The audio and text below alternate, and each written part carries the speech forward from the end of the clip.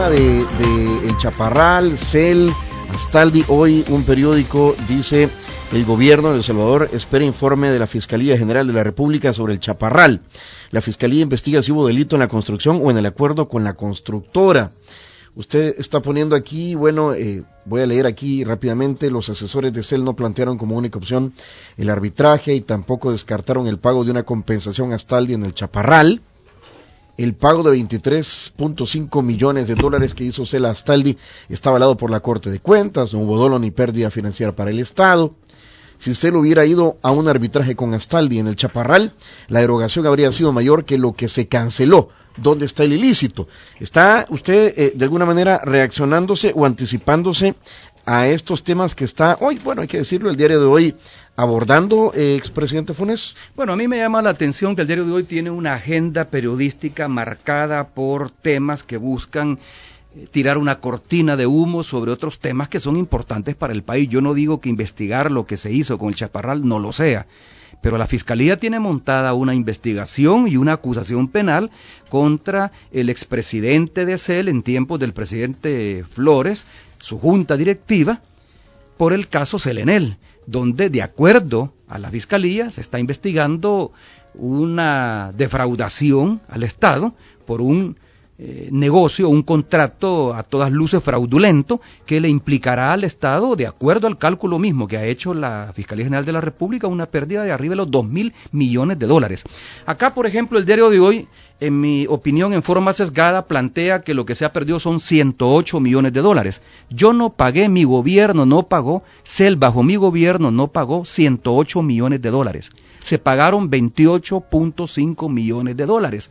Los 89 restantes ya habían sido pagados por la administración anterior del expresidente Saca por los trabajos ejecutados en la represa, en la construcción de la represa del Chaparral. Y de esos 28.5 millones, 5 corresponden a obra ejecutada que estaba pendiente de cancelar luego de que los peritos determinaron el avance de la obra, y los 23.5 millones restantes corresponden al pago de la compensación que se decidió pagar como resultado de la negociación que se hizo con Astaldi para evitar el arbitraje internacional. Entonces, eso hay que aclararlo. O sea, ¿no es un sobreprecio o no es un...?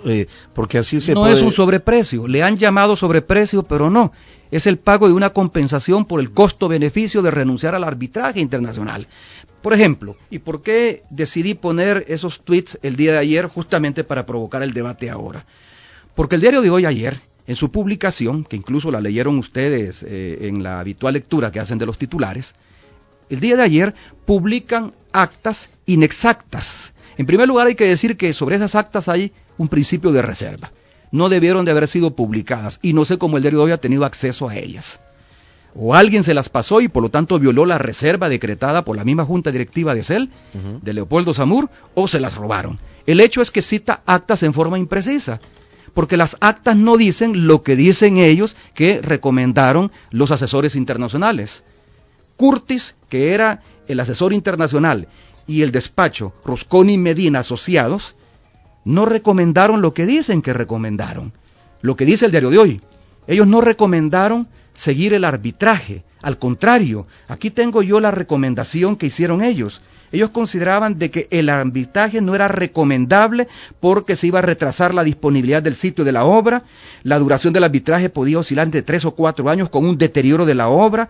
En el caso que se pudiera tener el acceso al sitio de la obra, se considera improbable que otro contratista asuma a continuar la obra habiendo un litigio pendiente. Lo que está pasando ahora con la investigación de la Fiscalía. Si después de llegar al acuerdo negociado, y se pasó negociando mucho tiempo, entre CEL y Astaldi, para estimar el costo-beneficio, que de acuerdo a Astaldi eran más de 50 millones de dólares, y ¿Quién decide los 23 millones? La negociación, las partes, pero previo a ello hubo una consulta con los asesores, que son los que recomendaron de que había que negociar. No se podía caducar el contrato porque eso inmediatamente llevaba a Astaldi a recurrir a instancias internacionales. Por experiencias anteriores de CEL, eso es lo que ocurre cuando se caduca o se declara la caducidad del contrato. Si se hubiera caducado el contrato, Astaldi tenía el derecho de ir a un arbitraje internacional. El arbitraje internacional le hubiera costado más al país. Solo en costos procesales, de acuerdo a Curtis y a Rusconi Medina y asociados, lo que tendría que haber pagado CEL y por lo tanto el Estado salvadoreño son entre 4 y 7 millones de dólares. Y por cada año en que la obra está parada y se pierde generar energía con este método, energía hidroeléctrica, el Estado pierde entre 25 y 27 millones de dólares. Eso es lo que está pasando. Por eso es que yo le pedí al fiscal que concluyera cuanto antes la investigación. Primero le dije que ahí no había nada que investigar, porque además la negociación entre Astaldi y CEL, y la junta directiva de CEL, no entre Astaldi y el presidente Funes, tampoco entre Astaldi y el presidente Leo Zamur de CEL. Fue negociación entre Astaldi y la junta directiva de CEL. Todo lo actuado por Leo Zamur ha sido justificado y avalado por la Junta Directiva de CEL sobre la base de la consulta que se hace a los asesores internacionales que cita en forma sesgada el Diario de Hoy. Al final de cuentas se pidió a la Corte de Cuentas un examen de lo actuado y la Corte de Cuentas da un finiquito y considera que todo lo actuado está en base a la normativa legal. Entonces yo le dije al fiscal, ¿para qué va a investigar un caso solo porque Arena se lo ha pedido, porque quiere tirar una cortina de humo sobre el caso Selenel? Quien llegó a presentar el aviso a la Fiscalía fue nada más ni nada menos que el actual candidato a la alcaldía de San Salvador por el Partido Arena, Edwin Zamora, que estaba en la comisión y es representante de intereses del sector energético por la empresa que tiene su familia, de la cual él mismo ha aceptado que es accionista. Él llegó a poner el aviso. La Fiscalía decide si investiga o no investiga. Yo le dije al fiscal, si usted investiga, abre un expediente, la obra se paraliza nuevamente, ya no podemos continuar con la precalificación habiendo dos empresas interesadas en continuar con la construcción del Chaparral y terminarla.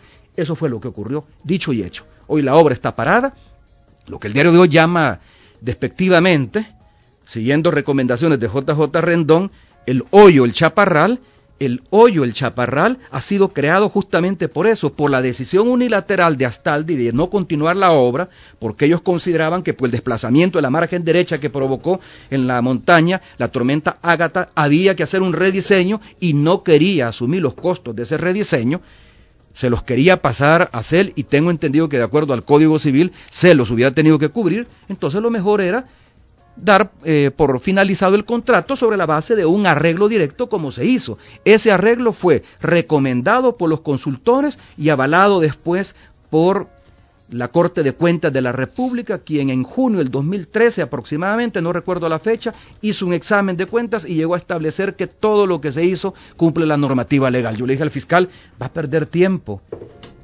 no hay que prestarse a esta cortina de humo.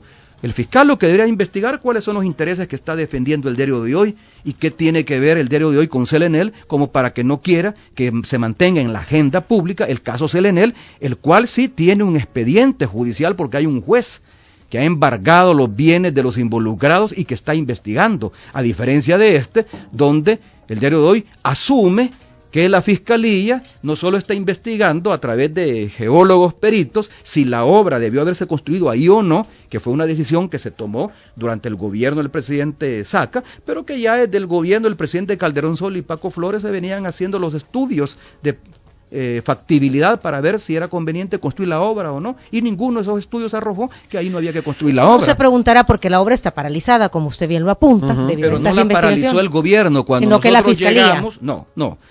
Cuando nosotros llegamos ya Astaldi había dicho que no continuaba con la obra por ese desplazamiento que se había dado de la margen derecha de la montaña, lo que obligaba a un rediseño. Y por lo tanto, ellos no podían seguir construyendo en base al diseño original. Y segundo, planteaban que los costos adicionales, como el contrato era llave en mano, los costos adicionales los tenía que cubrir el dueño de la obra, o sea, CEL. O sea, en ese litigio es que se para la obra. Y cuando nosotros llegamos al gobierno encontramos la obra parada. A su juicio, si CEL no hubiese hecho entonces este arreglo o esta negociación con Astaldi, hubiésemos tenido que pagar más. Eso es lo que he planteado en uno de los tweets justamente. Porque si no llegamos a un arreglo en el cual se paga 23.5 millones de dólares, no como sobreprecio, óigase bien, no como sobreprecio, eso es lo que se calculó en base a estudios técnicos, de lo que implicaba y de lo que Astaldi pudiera demandar en los arbitrajes internacionales. Es que el problema es que CEL tiene una tradición, lo he dicho yo, una tradición histórica de perder arbitrajes internacionales, por diferentes razones. Hoy cuando la Fiscalía viene y el mismo fiscal Luis Martínez, citando el informe preliminar que le presentan los peritos, geólogos, dicen, ahí no se debió de haber construido la obra. Eso, si estuviéramos en un arbitraje internacional, le daría la razón a Astaldi de decir, yo no puedo asumir el costo de la obra porque mire lo que está diciendo la propia Fiscalía en representación del Estado salvadoreño, que ahí no se debió de haber construido y por lo tanto yo no soy responsable de esa obra. El responsable de esa obra es el gobierno de la República de El Salvador, CEL, que me pidió que la construyera ahí. Justo con ese dictamen que ha dado la Fiscalía, se le estaría dando un arbitraje internacional la razón a Astaldi, y Astaldi reclamaría en concepto de indemnización, de inversión realizada, etcétera, una suma mucho mayor, 3-4 veces mayor que la suma que finalmente se llegó a negociar. De hecho, quiero decirles, Astaldi pidió $50 millones como costo-beneficio y como resultado de las negociaciones se redujo a $23.5 millones. En el examen que hace de esa negociación, tanto los asesores locales, que es la firma Rusconi, Medina y asociados, Central Law El Salvador, ellos plantean que la negociación tendría que estar entre los 20 y los 24 millones, y se pagaron 23.5 millones, o sea, se le hizo caso a los asesores. Y cuando hace el examen, la Fiscalía General, la Corte de Cuentas de la República, ellos plantean que se cumplió la normativa legal y que el costo de ir al arbitraje le hubiera implicado una erogación mayor al Estado salvadoreño. Uno se preguntará dos cosas, presidente. Uno, eso no es despilfarro, ni tampoco es ilícito.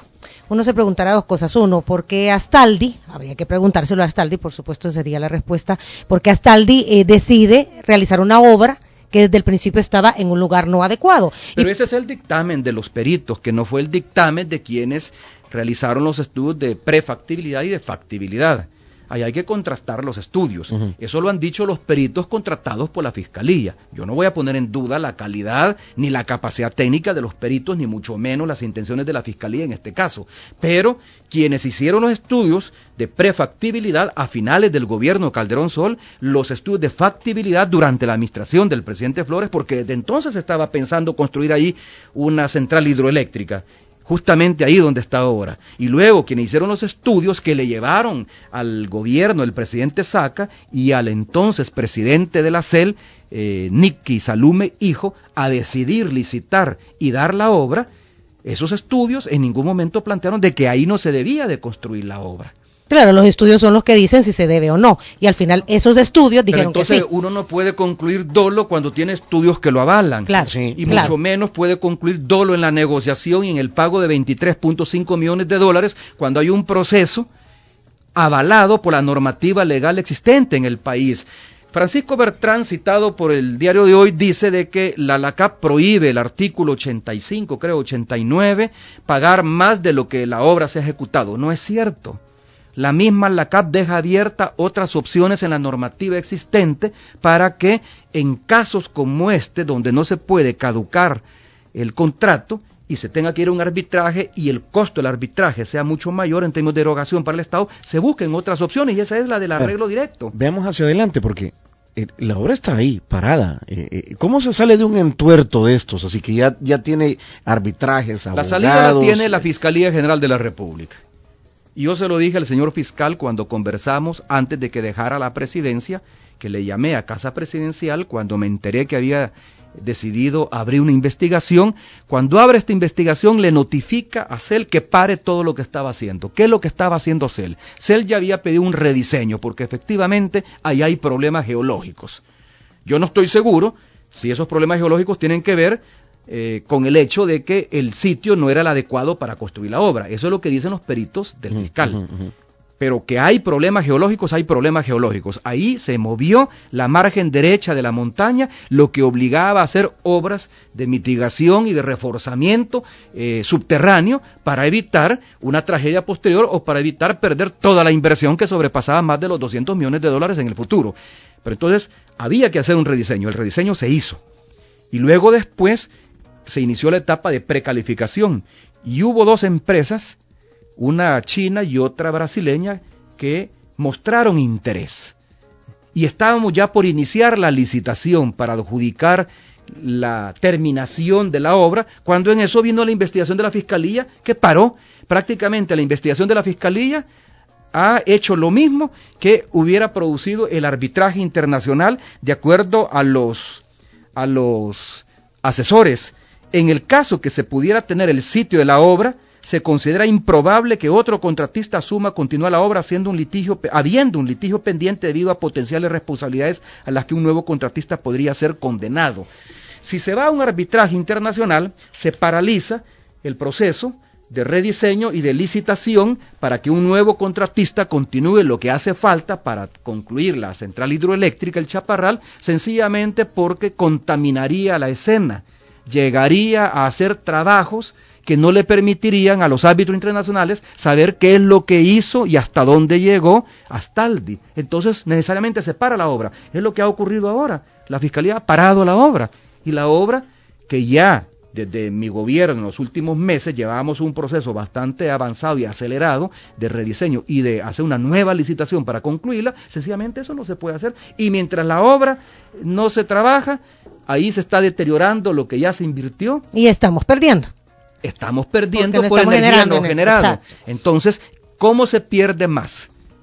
Habiéndole pagado 23.5 millones como costo-beneficio a Astaldi para que renunciara a su derecho de ir a un arbitraje internacional, con lo cual la erogación del Estado hubiese sido mayor, con la posibilidad de perder incluso el arbitraje, por tradición de que se pierden, ¿ve? O continuar, después de haber pagado los 23.5 millones, que es lo que pagamos, no 108, continuar con el proceso de rediseño y licitación para que un nuevo contratista concluya la obra. ¿Y por qué no se tomó la decisión de pagarle a Astaldi, para evitar todos estos contratiempos, de pagarle a Astaldi el rediseño de la obra? ¿Cuánto era el costo del rediseño de la obra? Porque no es Astaldi quien lo hace, se contrata otra empresa. Astaldi no hizo el diseño, es otra empresa la que se contrata, que es la que propone el diseño, y Astaldi trabaja sobre ese diseño.